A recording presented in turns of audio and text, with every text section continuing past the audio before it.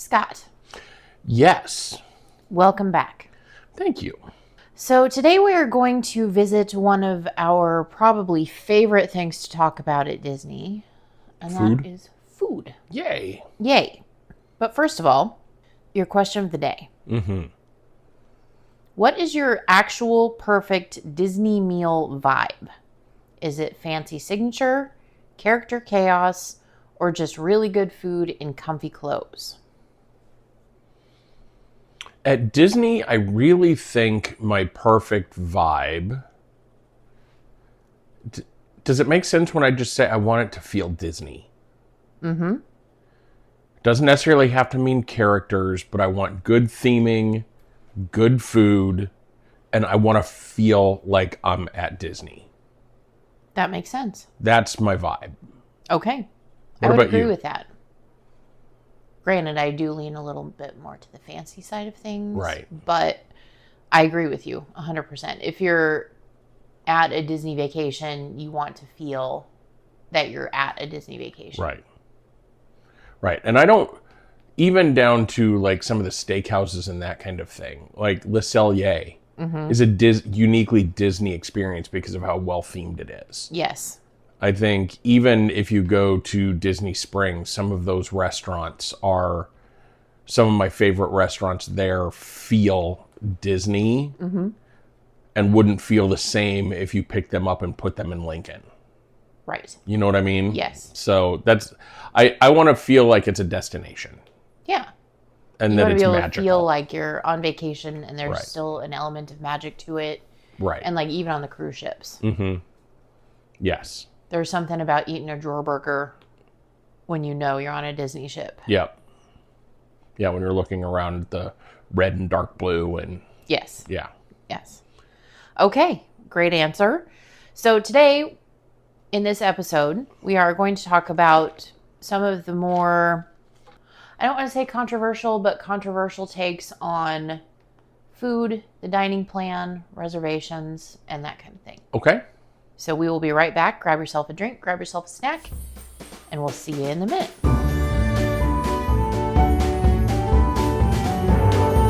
Hey, welcome to Hanging at the Hangar Bar. I'm Scott. And I'm Candace. We're here to chat all things Disney as child-free Disney adults.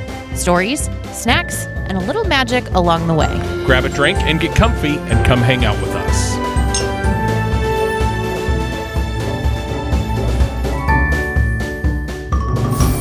Okay, Scott, are you ready for this one? I am always ready. Well, okay. So the first thing that we're going to talk about is, and I know that we've covered this in episodes past, but there for a while we were hardcore dining plan stans We were, yes. to the point where we were saying we're not going back unless we can have a dining plan. Right. Let's talk a little bit about how it used to feel like a win, but now it kind of feels like a prepaid bill that forces you to eat a certain way that's different than what you normally eat. Like maybe sometimes for chasing value, but 90% of the time it makes you overeat just to make it worth it. Right. And even, not even forcing you to overeat to make it worth it, but just the way the dining plan is set up just forces you to overeat. And I don't know if that's just we've changed the way we eat, or like we understand that on vacation you don't have to go balls to the wall on everything like that, where two full-size appetizers, two full-size entrees, two full-size desserts, and then drinks 3 times a day. That's a lot. Yeah. Yeah. And that was on the deluxe dining plan, which they actually don't offer anymore. Right. But even with the regular dining plan, I know that when they relaunched the dining plan, we used it on one of our vacations. And we don't eat like that anymore. Right. So, and it is pricey. And I don't find the value in it that I used to. Yeah. Yeah, I would agree with that. I don't think, as I think about the dining plan, the benefit of it still is that you are prepaying so you don't have to worry about an expense while you're there. It makes it feel more all-inclusive-y, but yeah, it just very much feels like you have to spend, like, it forces you to make your trip about food instead of about the overall experience, I think. Yeah. Does that make sense? Yep. And even if you do the dining plan, please remember to take care of your cast members, because gratuity is not included in the dining Right. plan. So you will have the expense of gratuity. And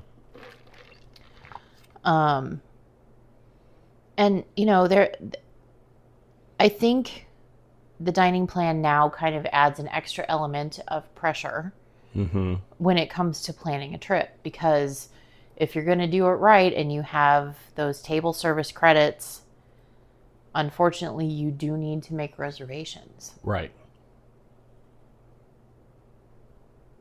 which adds more to the planning process. And it's not as easy as it used to be, where you could work with your travel professional and they could just get in at a certain time frame and make the reservations for you and it would be all good. Right. Now it's kind of up to the vacation party to do that for themselves. And not everybody wants to get up at 5 or 6 o'clock in the morning Right. to be ready to roll. But for some of those big ticket reservations, like Cinderella's Royal Table, for whatever reason,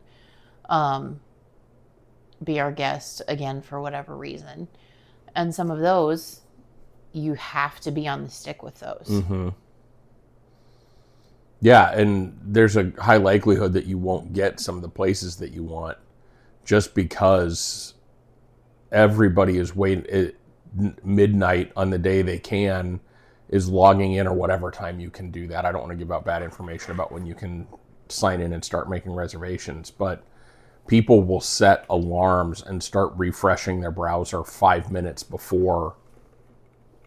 And since you can do 90 days from the start of your vacation or whatever, people with 14-day trips, when you have 4 days in the middle of that 14-day trip or whatever, will usurp all of the reservations and make it harder. And then you have to just keep going back to see who canceled and see if somebody modified, because people will go out there and they'll book reservations at every sit-down restaurant they can. So they can then go talk to their family about, okay, which one of these do we want to keep? Which one do we not want to keep? And they'll do that every day of their trip just so they don't miss out on what they want. No blame in the game, but you being quick on the internet is not fair to people that have jobs. Right. And I think that's an excellent point, where why would you take the time and the energy to grab all of the possible reservations that you can, when you can have that conversation with your family? And as we've spoken before, make your to-do list, but make it realistic. And maybe choose like one restaurant in each park that is an absolute must-do. Right. Get that reservation secured and then build around it. But don't, like you said, don't hog up the reservations. Right. That other people could really use. Yeah. And and that's a problem I don't think Disney can solve, because if people are people. In park, they could probably limit, okay, you already have a reservation for that time. Do you want to cancel that one before you make this one? Even 90 days out. But if you go to Disney Springs, non-Disney owned, they're just going to call the restaurants directly. Right. If the app warrant that you already have, they'll just start calling restaurants directly. So that's a hard problem to solve. And I think, again, that comes down to, I'm not one to bash Disney for raising prices, but I think that's a symptom of higher cost trips, is so many people will say, I'm going to do everything in my power to ensure that my trip is perfect. And that means that I'm going to book 10 reservations a day, and we'll narrow down right before we go on the trip or day of. What are we feeling of these 10 reservations today? We have to cancel 9 of them. Which one are we going to do? Yep. Well, and in theory, I guess that's a fine idea, but with some of those places like Cinderella's Royal Table, they charge you for that up front. Mm-hmm. So it's not just a placeholder on a credit card, it is the entire cost Yeah. of the meal. And I know that is kind of trying to combat some of that cancel day of whatever. Mm-hmm. But do you feel that Disney would be right in doing that, like charging a base amount for every reservation? Or does that go too far? I don't know. That feels like it maybe goes a little too far. I just want to get back to a society where we think of other people. Well, that Like, would be nice. It shouldn't be Disney's responsibility to, because they're probably already overbooking restaurants to try and combat some of that. But I think outside of the specialty ones that are hard for them to fill if somebody does cancel, that's the other thing is Disney will focus on it as a problem when the restaurants aren't full. Mm-hmm. But there's so many people in park that at lunchtime are refresh, waiting for that reservation to open when somebody drops it. And I'm guilty of that. When I was trying to get into Space 220 on our trip, our big group trip, I was trying to find a time slot that was close to when somebody else was in there that we were going with. I did the same thing, refresh. I never did find something, but how much of my day did I waste trying to find another two-top in the Space 220 lounge? Like, I don't know. I don't know what the right answer is, but it just feels more complicated than it needs to be. And I don't know that that's Disney's fault, but it might be. I think part of that is the FOMO thing. And that brings me kind of to our next discussion point is that how much of the popularity of certain restaurants like Cinderella's Royal Table, Be Our Guest, some of that, Space 220 is a perfect example of that. How much of that popularity do you think is driven by influencers and what people are posting online? Like, sort of like the whole, if you don't take a picture in front of the purple wall, you weren't really here. Mm-hmm. How much of this whole problem that we're talking about today do you feel is caused by that versus people doing their own research and planning for what feels good for them and their party, regardless of what anybody else thinks or feels about it? I think that's huge. We as humans say we hate advertisements, but we get sucked in. And that's all that social media is. Mm-hmm. It's people being paid to push content in front of you.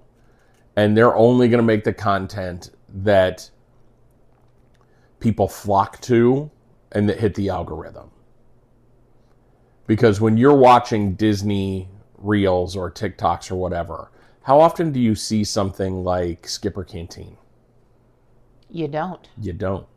What's the easiest place to get reservations for sit-down dining in Magic Kingdom? Either there or Tony's. Yeah, and you don't see either one of those. Tony's with a reason, and Right. I understand. But Skipper Canteen is absolutely fabulous. Yeah. But to that point, you do have to be a little bit more of a more adventurous eater. And it takes a while. And it's an experience. It is. It's harder to put into a 30-second reel. Right. So it's not quite as popular as the places that you can't get your 30-second Crystal Palace, is that the name of it? Pooh Bear picture. Yes. Yeah. That's easy to turn into a reel. Because you have that interaction with the character. Whereas it's creepy to put your waiter from Skipper Canteen telling a dad joke. A little bit.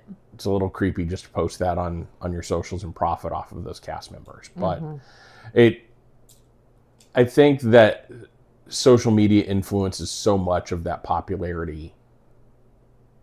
And what the influencers say influences that popularity. Like, they just opened up a walk-up wait list for Geo82. Why? Because all the influencers are out there saying it's expensive. It is expensive, but it is worth every penny, and I would do it every day, all day long. Right. And that's the thing is, so many people won't give it a shot because some influencer said it's too expensive. When that's really very subjective. Right. Like, what does expensive mean to you versus Right. what does it mean to me versus what does it mean to somebody Right. else? Yeah. Yeah. Look up the menus online. Disney is not a trip where you can just fly by the seat of your pants. No. I think you could have a great time if you did that, but you're not going to go to a sit down place. You're not going to get into the bars you want if you don't do some of that planning ahead.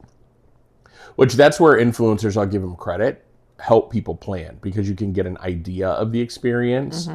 But you see so much of this person had a video go viral while they were standing in front of the purple wall.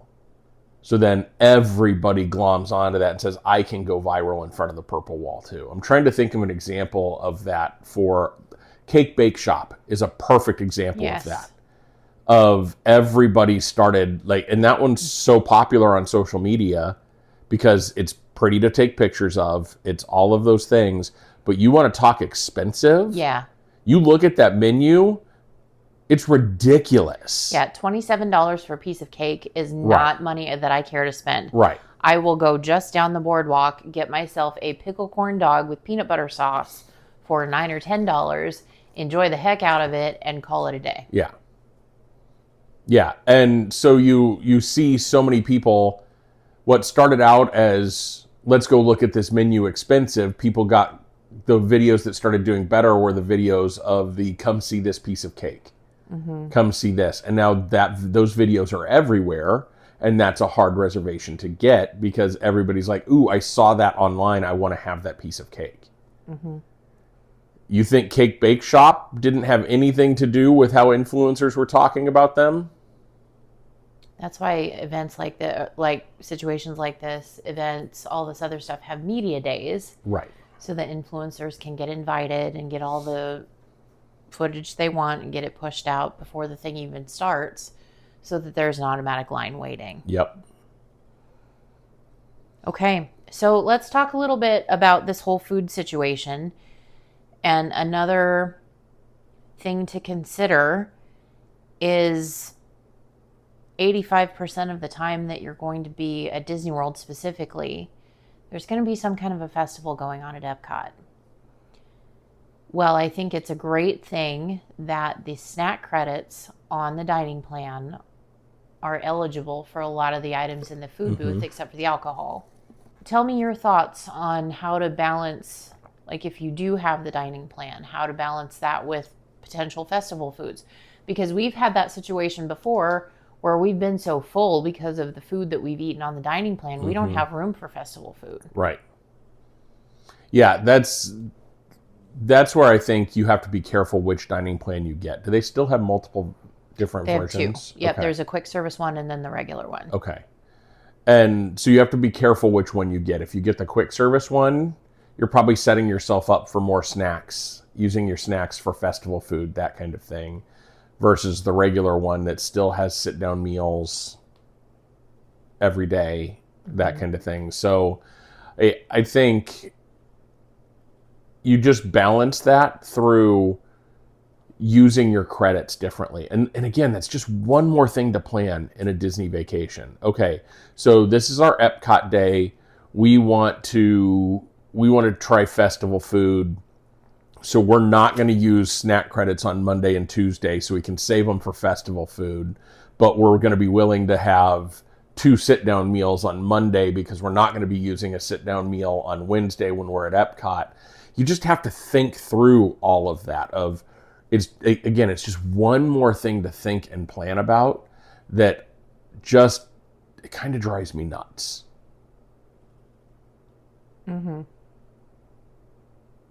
It takes the spontaneity Right. very far away from your trip. Right. What about an idea? What if Disney released a snacks-only dining plan? Oh, with a certain number of snack credits every day of your stay? Yeah. That'd be fantastic, especially during festivals. Right. Or maybe it's the Epcot dining plan. Or the festival snack pack or something. Right. Something. Yeah. Where every day of your trip you get, or you spend a certain amount of money that you get 20 snack credits for use in Epcot or wherever. and you don't have to worry about your big meals. Why do you think Disney hasn't done that? That can't be a novel idea. No, I don't think it can be a novel idea, but I think the administration on that might cost more than it was worth to them. Yeah. Yeah, the administration of it, and then how many people would go out and buy that snack plan and not spend money in restaurants. Right. Because you could easily snack your way around the world in a festival situation, right. Not set foot in a restaurant and be fine. Right. That's probably why they haven't done that. Mm-hmm. Because if you say we're going to give you 4 snack credits a day, how many people just would not dine? They'd just get their Joffreys. They'd just get their bakery items. They'd just get their snacks. Well, I think speaking from our perspective, we might still do one evening, like sit down meal or a big lunch or something like that, just to get inside, kind of reconnect, just take a break for a little bit. But we would probably just do that. Mm-hmm. Yeah. I don't know. I think there's got to be a way to do that. But that's this is not me pulling away from loving Disney Vacations. And I'm so fortunate that I have a Candace in my life that does the planning for us. But I am getting more and more to the point where the planning part of a Disney trip is stressing me out. Mm-hmm. Because you have to think so far in advance. There is no spontaneity. There's no room for magic. Right. And therefore, it's falling by the wayside of every other vacation that you can go on. Right. Which makes it very sad because it's a very expensive regular vacation. Yeah. And granted, as someone who plans trips professionally, there's only so much I can do. Like, Disney has started to limit the amount that travel planners can do for their clients. And that's also sad. Mm-hmm.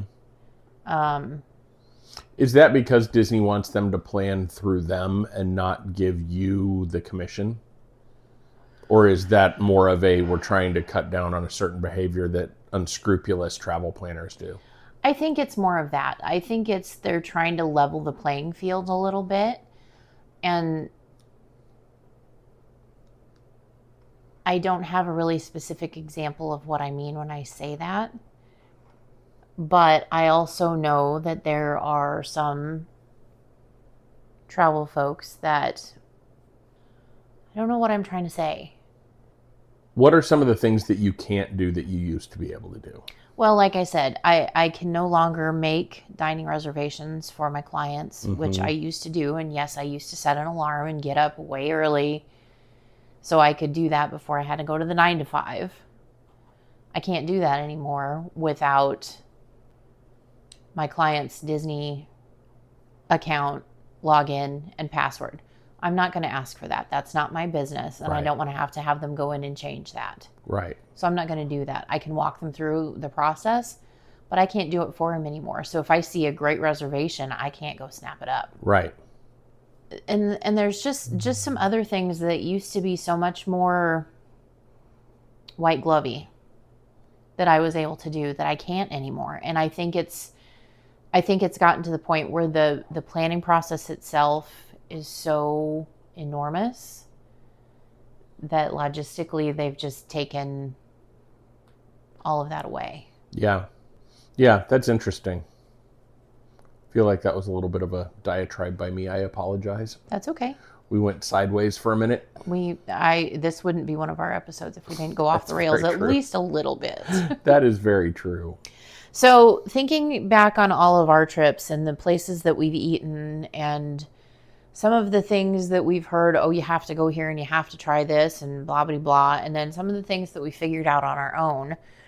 Give me a couple examples of things that you have actually enjoyed and maybe have become must-dos for us versus things that maybe some other people thought was fantastic and we got it and we're like, eh.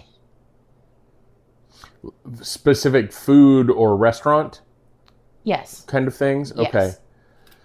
So the one thing, again, we always go back to this same one, but it was such a good, happy accident. Stan and Helen's Yes. is something we had such low expectations for. And Because when that happened, so Stan and Helen's is actually La Hacienda de San Angel, and it is the restaurant on the lagoon side of the Mexico Pavilion. So not the one in the pyramid, but the one out on the water. We hadn't heard anything about it before I made the reservation. and you actually thought you were booking the pyramid one, I did. which is fine. Yeah. Like, that's why we call it a happy accident. Because I don't remember when you figured out that it was different, but then we YouTubed it, and it's worth a try. Let's give it a try. And the front of house of that place makes me cringe Every time. every time. Their front of house is so chaotic, but the actual entire experience is pretty fantastic. And on the flip side of that, I think we thought, and everybody talks about how cool the one inside the pyramid is. San Angel Inn. I don't have to go back to that one. Right. My favorite part of that experience was the people we were with. Right.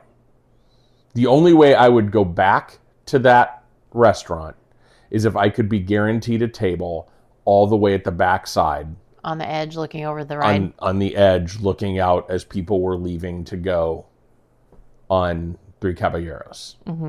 That's the only way I would go back and do that restaurant again. The food was just okay for me. It was too dark. It was too noisy. The food in that place to me felt very much like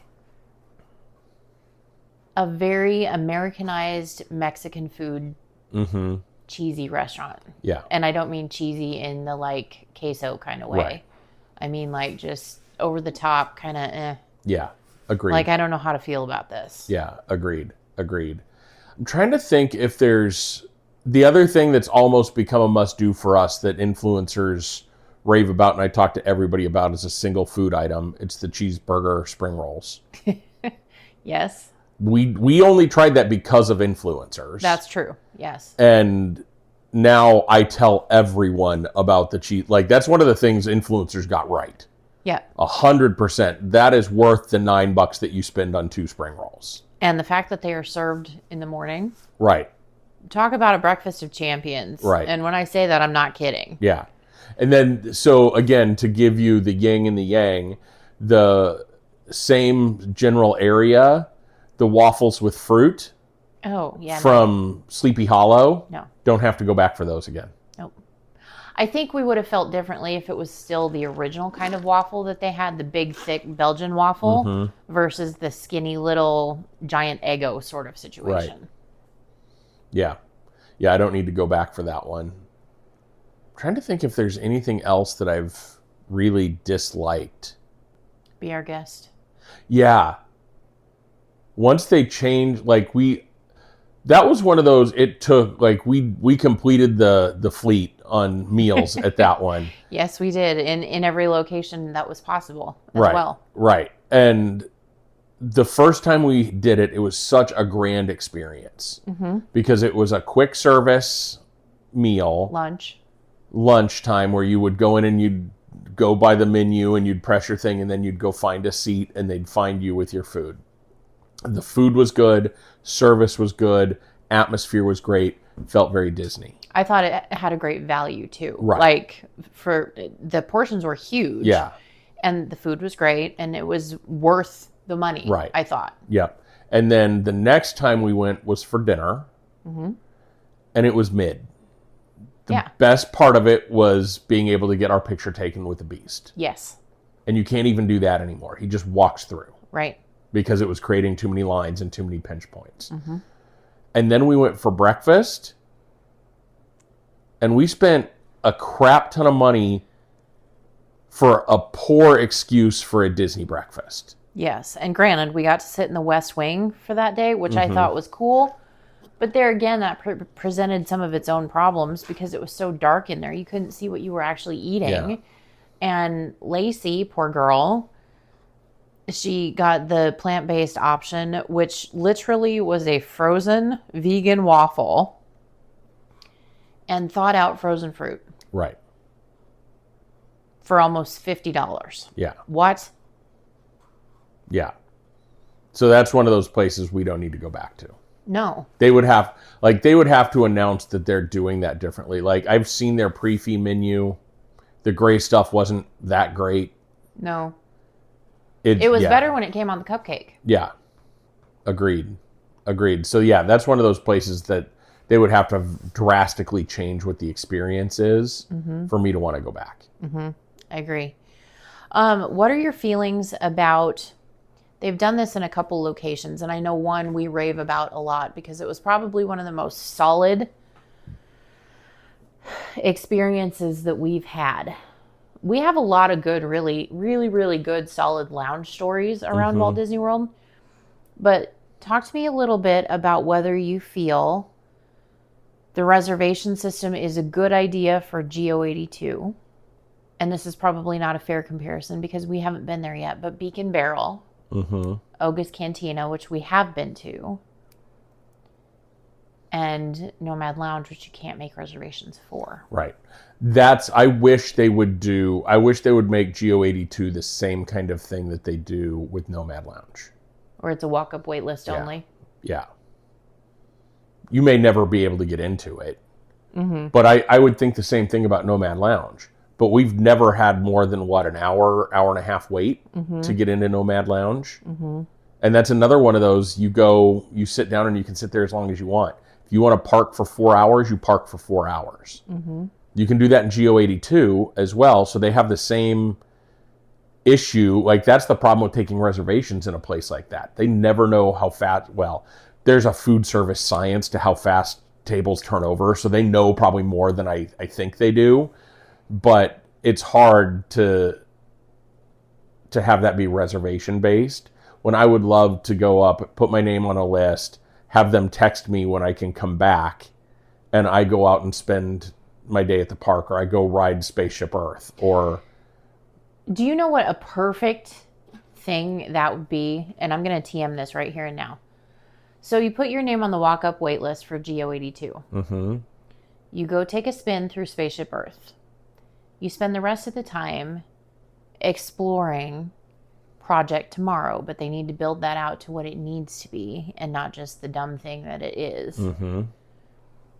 So that people actually want to spend time there, and maybe link some of that stuff back to different innovative elements in the parks, or things that have been brought back, or plans for the future, that kind of thing, where people could get immersed in that. And then as soon as your phone buzzes that your table is ready, you just walk over and go to GO82. Yeah. How perfect experience would that be? Yeah, that'd be awesome. That'd be very cool. And I think Disney needs more lounges like that, like Nomad Lounge and GO82, that are experience based, that don't allow... Does Nomad Lounge allow kids? Yes. Okay. So even with kids, GO82 does not. It's an 18 and over, or 21 and over bar. But I think it needs more of those tailored to adult kind of things. You think about the Beacon Barrel and you think about Oga's, those are intended to be come in, take pictures of the surroundings, and then leave. And so I get why they do the 45-minute turnover in places like that. Just not my speed. No, it's really not. And the other thing that makes me really kind of sad about those places is that they could be an elevated experience if they would get away from the pre-batched cocktails. Right. Granted, that's going to take extra time. Right. If people are ordering custom drinks with certain call liquors. Right. And you got to pay bartenders and... Right. And I get that. But there's also that element of, we are sitting here spending money for you to make this drink the way that I want it. And not this sticky, sweet, gross thing that I'm going to take 2 sips of and going to be like, I don't want this. Yep. Agreed. Yeah. Agreed. And in park, I almost wish, does Hollywood Studios, Hollywood Studios has Baseline Tap House. They have... The Tune-In Lounge. Tune-In Lounge, the Brown Derby. So there's probably more of those that we just haven't, like, we've never gone over and said, hey, let's just hang out in the Tune-In Lounge. No. It's always just felt like that's where you go before dinner or lunch Right. at prime time. Same with the Brown Derby. Right. But I wonder if we were to take, if I was going to do an all 4 parks in a day experience, I need to TM this, because all 4 parks in a day do an around the world bar crawl. Just pick like 6 bars at Disney in park and make that. Don't worry about rides. Don't worry about attractions. Don't worry about anything but getting into the bars. Yeah. Love that idea. I should sell that. You should. Disney, if you're listening, let's create a Disney World bar crawl. Literally drinking around the world. Right. That is not very Disney of Disney to do, but you'll have people pay for it. You could charge people for the experience. Wrap it up as a package. Right. Okay, here, this is going to make it better, or maybe better. What if they're going to wrap this up as a pretty little package, and they know that people aren't going to do the attractions and the rides and the entertainment and that kind of thing? What if they offered a reduced admission because they know you're going to spend more money in the bars? Ooh. Like, if you can complete this, we'll refund 10% of your ticket price for the day. Yes. And I think to be responsible about things, they should also include some snacks.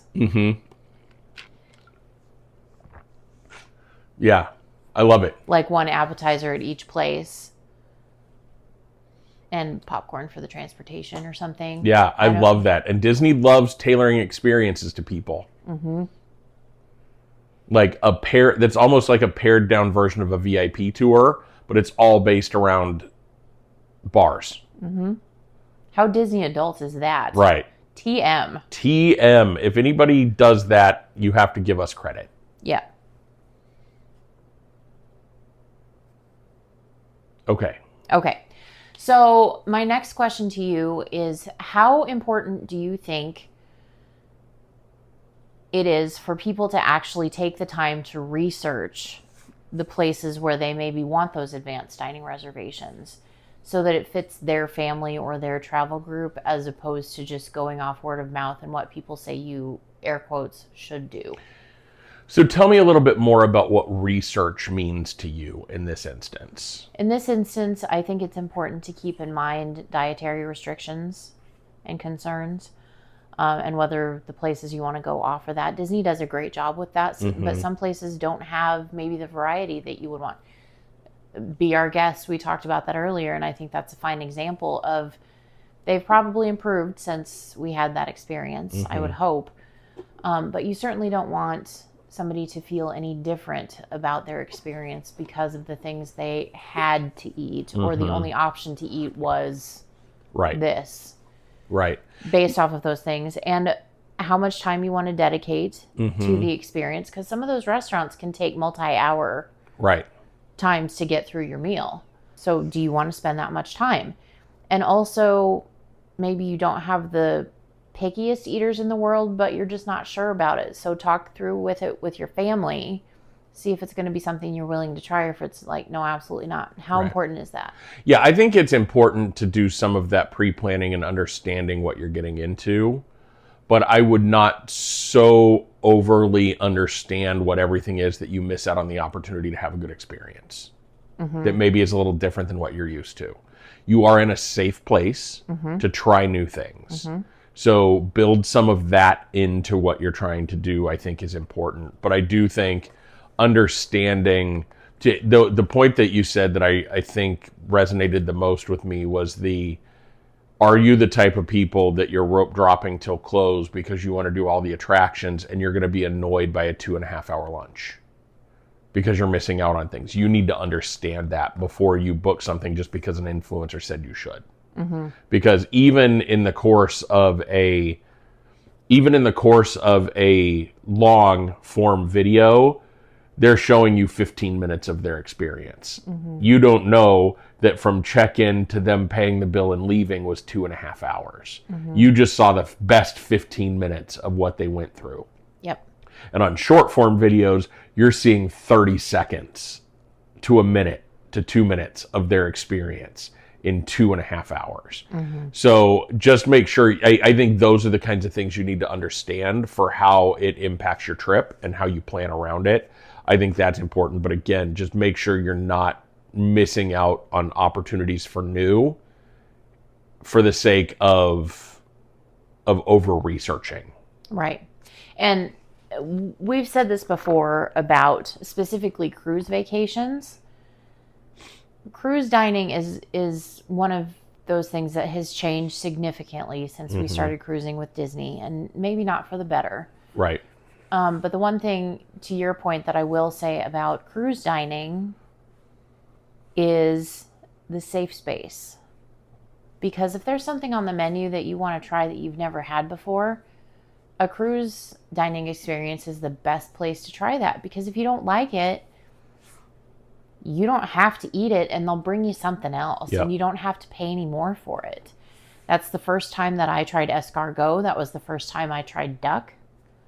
I've had a lot of first experiences with Disney in cruise dining because I knew I was going to be okay. Yep. And I ended up liking the stuff that I tried, but I know that I probably wouldn't have it again, maybe. Like, it's not a ride or die sort of situation, but I tried it because I felt safe. Right. Yeah, and I think that's so important is having those moments where you get to, because that adds to your experience. It makes the experience better, more memorable, more magical. So research, understand what you're getting into to make sure it flows with what you're trying to do. And to your point, also make sure that there's something on the menu everyone will eat, but don't skip out on new just because you're nervous. Right. So don't over-research. Don't get analysis paralysis and, again, end up at Casey's Corner eating corn dog nuggets or at eating chicken fingers and drawer burgers with Cosmic Ray. Oof. Yes. And I will say, shameless plug, if you work with a travel professional, they're going to be able to help you navigate through some of this stuff, because there's a lot to think about. But if they're worth working with, they will be able to help guide you and ask the right questions to get you what you want, and maybe make some recommendations based on your travel party size, age, all that kind of thing. Yep, for sure. All right. Anything else that you want to say about Disney food? No, I don't think so. Okay. We'll wrap up this episode then, but I would just remind everybody that the food is meant to be part of the magic and not homework. Research is important, but don't overcomplicate it. Right. Agreed, 100%. All right. Okay, remember everybody, there is always a great, big, beautiful tomorrow. And we'll see you real soon.